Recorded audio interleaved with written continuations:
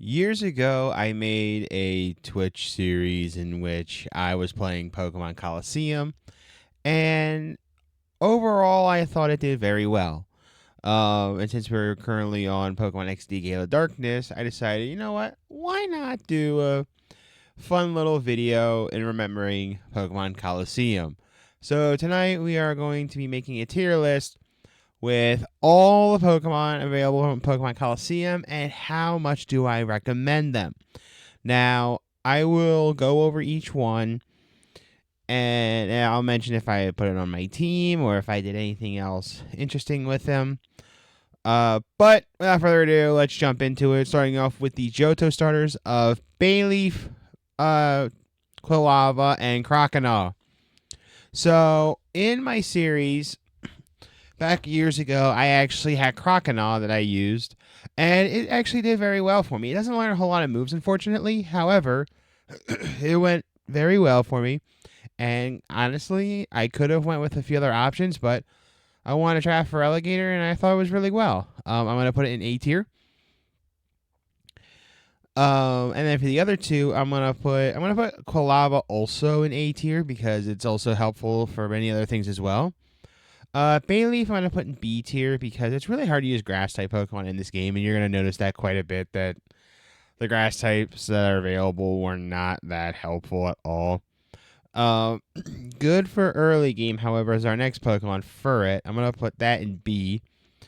So, overall, with Colosseum not having a lot of options, you are very limited to what you can use, and honestly, Furret's not bad of a Pokemon, especially early in the game. I'll drop it actually to C because, like I said, it's helpful in the beginning, but then as the game progresses, you're gonna want to use other Pokemon, and it's much, much better to have other options than just Furret, including Noctowl here. I'm gonna put Noctowl in B.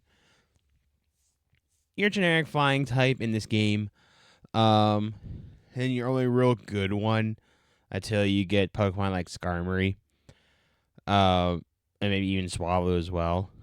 However, I think that it could have done better, but with the lack of flying types, I mean, you can only go so far. So Noctowl and maybe Swallow, like I said, would be the best options.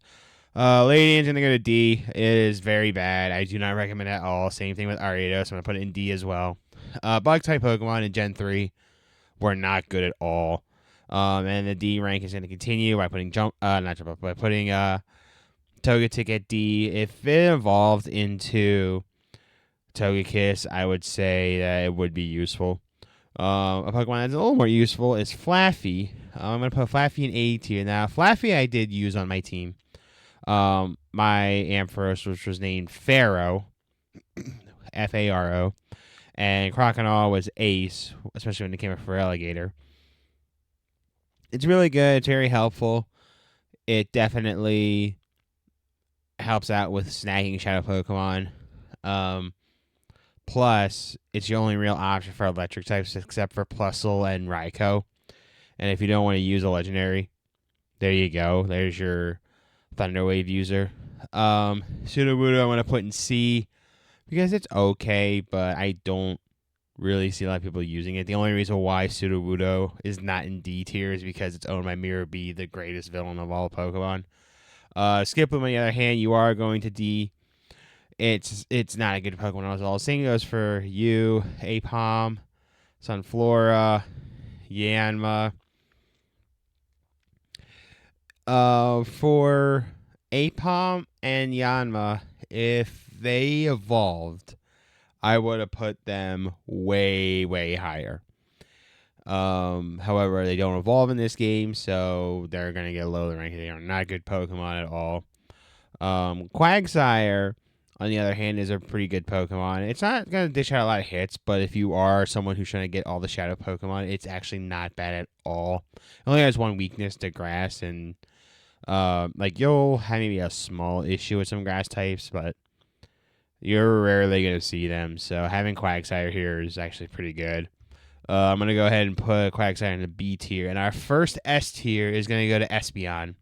Sidecat the Espeon, or nowadays Wawa the Espeon. holds a soft spot in my heart. It's very good. It's very helpful, and really does become a very good companion as you are traveling throughout Ore. Umbreon, I'm going to put Umbreon in B tier because while it's defensive and can take hits, it has a hard time dishing out hits, which is unfortunate because if this was Gen 4 onward, Umbreon actually starts getting better moves. But for right now, I'm going to say it's a B tier. Obviously, if you use any of these Pokemon, I'm not going to stop you at all. But I'm just saying that there's not a lot of great Pokemon, and you're going to end up with the same team for the most time. So Murkrow, you're going into D tier. Now, Mischievous is the only ghost type you can encounter that you can snag. I think it's the only ghost Pokemon that shows up at all. And with how the computer players are, they are so dumb that they went ahead and will use normal and fighting moves against Mischievous. Because of that, and I've seen a lot of bloopers, I've seen a lot of videos, they're funny as can be. I'm going to actually put Mischievous in A because it's still a decent ghost type. It's still all around a good Pokemon. It does fall in that a situation where, unfortunately, it does not evolve. Otherwise, Miss Magius would be amazing in the game. But that's unfortunate, but it still gets an A. Another Pokemon going in the A tier is Fortress. It is a very big wall. It definitely has fantastic defenses. It has some good moves set up as well to help out with its defenses, mainly stalling. And then, of course, you can use self-destruct. And all around, it's still a really good Pokemon. Just stay away from fire, and you're good to go. Dunsparce, you're going to get a C, buddy. Many people wanted you to evolve. When you finally got it, now people are like, yes, the Dunsparce, they're no good. It's something that happens. But Dunsparce, it's an okay Pokemon, but it's good for the early game. Just like how I said with Furret. Gligar, I'm going to do the same thing as a C. Now, if this thing was in Gen 4, I keep saying this over and over again. If it was Gen 4 and you can evolve Gligar, you would have an amazing Pokemon. But here, not so much. Granbull, on the other hand, is a pretty good Pokemon. I'm going to put it in B tier. It is not a fairy type. It is a pure normal type. And it has some pretty decent moves. It has a really great ability, Intimidate. And all around, it's been a very good, helpful companion. You know, if you need to have a good normal type, there you go. Quillfish, I'm going to go ahead and put Quillfish in C tier. It's okay, but there are way better water types that you can use, like Quagsire or Croconaw. Even if you don't count Suicune, there you go as well.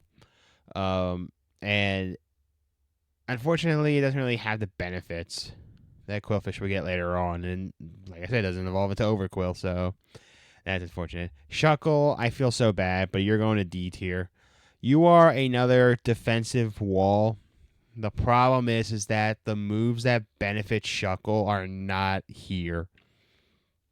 And so you can't use Power Swap, Guard Swap, or any other type of good setup for Shuckle. And a lot of the moves that it learns to help stall, like Stealth Rock and Toxic Spikes and regular Spikes, are not really there, unfortunately. And it sucks because it could have been a really good Pokemon, but we just weren't there yet. A good Pokemon, however, and it's also a good bug type as well, is Heracross. I'm going to put Heracross in the B tier here. It's pretty decent. It has a really good attack stat. Just like with some other Pokemon like Quagsire and Fortress, just stay away from flying. But that leads to the only real issue. It has quite a bit of weaknesses, so it does go down a little bit. However, in return, it is really good. Great stats, knows Mega Horn, and all around it is a really great Pokemon. But back to the D tiers, we have Sneasel. Like I said, if it evolves, it would have been better. Ursaring is going to go to B tier. It's not a bad normal type at all. If you don't want to use Granbull for some reason, you can go for Ursaring. Ursaring will have Guts for an ability, which allows it to get a power boost if there's a status condition on it. And it's pretty decent. It has pretty good attack stat. Now, I will say this too. If Ursaring gets hit with a fighting type move, it's more than likely going down. But if you were able to get past that, you have a pretty good normal type. Next up is Slugma. I'm going to put it in C tier. It is not a good Pokemon, in my opinion, at all. I understand that there's still a lack of options for Pokemon. It's just that Slugma is not good at all. It's very slow. It has some decent stats, but then when it evolves, it has multiple times more weaknesses, ground and water to be specific. And it's just not really a good Pokemon at all. Next up, we have Piloswine, which I did use Piloswine on my team. I'm going to put it, however, in B tier because while it was helpful on a few occasions, it wasn't enough to where I can say, or I can calmly say, okay, this is a good Pokemon. I am going to trust this thing. We're going to be okay. There were a few times where I'm like, this is not going to really work out well, but it did turn around, and Piggy Smalls did get through. So I'll give you that. Next up is Remoraid. I don't have a big opinion on Remoraid. It's an okay Pokemon. I'll put it in B tier. It's a decent water type, but if you have Crocodile already, I wouldn't really worry about using this thing. And it's that weird combination of from a fish to an octopus. I never understood that, and it's been an ongoing thing for years. But if you haven't picked a water type and you want to go for Remoraid, it's okay. I wouldn't really recommend it though. Next up, we have Delibird. It is a very terrible Pokemon. I could put that in D tier almost immediately. It is not a good Pokemon at all. It only knows one. At the time, it only knew a move present. I think I learned a few other moves because it needed to know some other moves, but its only real known move is present, and there is a quarter of a possibility that it heals your opponent. I guess if you're like a gambling person and you decide to use present hopefully to heal the shadow Pokemon you're trying to get, then sure, but all around I would not recommend Delibird at all. Next up we have Mantine. I'm going to go ahead and put that into B tier. It is, like I said before, it's a good water type. It's actually the only I consider Mantine to be a Teamood Gyarados because it is a water flying type. However, it doesn't have a lot of benefits that Gyarados has, which makes Gyarados a really good Pokemon, but Mantine does not have that opportunity to do so. Plus, of course, just like Gyarados has at times for a weakness to electric, so just be careful if you're going to use this. I would still recommend it, though, if you want to have a good water and flying type, but if you have, there are other options available, obviously, I would say you skip on it and go for a better option. Next up, we have Skarmory. Now, Skarmory is interesting. It is a Pokemon that is very defensive. I never would have thought that from the Steel Bird. In this game, though, you do get it kind of late. However, if you want to have something to withstand the ultimate Shadow Pokemon, this is not a bad idea at all. I'm going to go ahead and put it in the C tier. Now, I would put it higher if you got it sooner. But this is one of those few Shadow Pokemon that you're going to get late in the game. So, unfortunately, you can't really do a whole lot with it. But if you're able to get it sooner, or if you're able to purify it quick enough before you worry about fighting the trainers at Rail Game Tower, then I would say go for it. But because it's so late, it goes down a few notches. Excuse me. Next up, we have Houndoom. Now, Houndoom's a pretty good Pokemon, in my opinion. In fact, if you watch my XD playthrough, I'm actually using a Houndoom, and it's a pretty good Pokemon. It is a Fire Dark type, and it has some pretty good moves, and both of its attack sets are really good. So if you're going to use a Houndour or Houndoom in any of these games, I would recommend it pretty well. I would highly recommend it actually because it is a very decent Pokemon. Um, you don't have to worry too much about move stats or like moves to learn or get for TMs because it's good in both stats and it's pretty decently fast. Next up we have Stantler. Now Stantler I tried using in my playthrough. However, it did not really work out so well. So unfortunately I had to take it to a C tier. But if you are lucky enough to have the sleep status work very well, like getting more accurate with hypnosis, then I would highly recommend it more. But as of right now though, if you have bad luck, like I did in my project, like in my playthrough a few years ago, I would say pass on it. I'm sorry if I keep like rubbing my nose. It's my nose just got super runny as I was starting to film this. So and my tissues are in my living room, so I didn't have any time to go get them. By going over standards of Pokemon, it's not bad. If you want to have a little bit of a challenge, I would say go for it. Just know that it might not take hits too well, so just be careful if you're going to use it. Next up is Smeargle. Now, Smeargle has an interesting gimmick. However, I'm going to put it in D tier here because its stats are god awful. The only saving grace on it has a move called Sketch, and if you use Sketch, it'll permanently give you the move that your opponent had just previously used. So that's pretty decent, but it doesn't really have a whole lot of power to it, unfortunately. Otherwise, I would say go for it. Next up, we have Hitmontop here. And Hitmontop I did use on my team. I actually replaced that with the Stantler. So I'm going to go ahead and put it in the B tier because its move variety isn't too great. However, it's not afraid to... It can dish out hits pretty well. Plus, with it being a top, it's also pretty fast. So I have no problem with that at all. I like to go first on most of these double battles. And it puts up decent damage.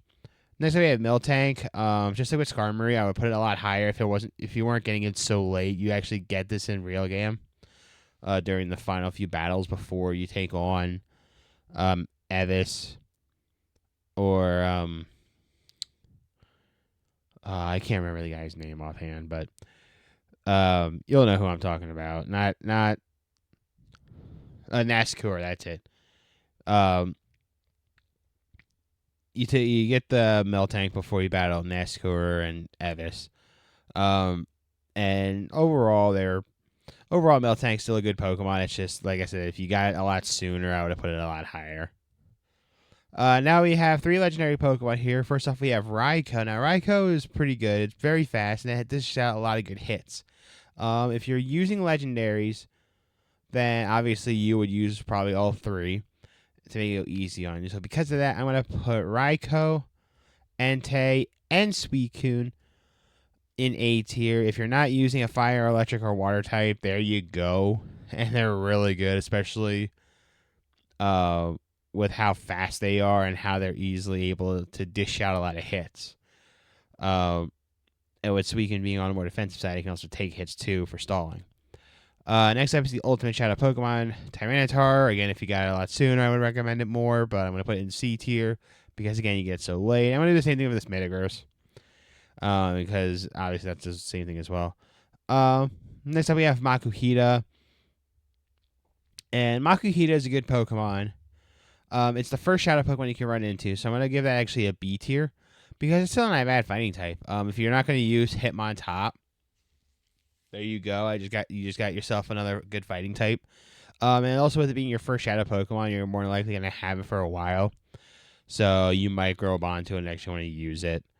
Meditite, on the other hand, I'm going to go put that in C tier. It's an okay Pokemon. It's got decent stats, but its moveset at the time is not good at all. What's even worse is Plusle. That's going to D tier. Now, Plusle you get from duking after you save the Plusle from Mirror B. And unfortunately, they didn't take advantage of it. There was rumored to be a Shadow Minun, and you could use plus and minus in double battles since Colosseum and XD are full of double battles, but they just decided to never go for it. It's a real shame, though, because you could have done a whole lot of good stuff with it. Vibrava is next. I'm going to go ahead and put Vibrava in B tier. It does take a bit for it to evolve to Flygon, but once you're able to evolve into Flygon, you are going to have a very good dragon type. And also, this is the first Pokemon that would have the Levitate ability, and the only one you can get in the game with Levitate.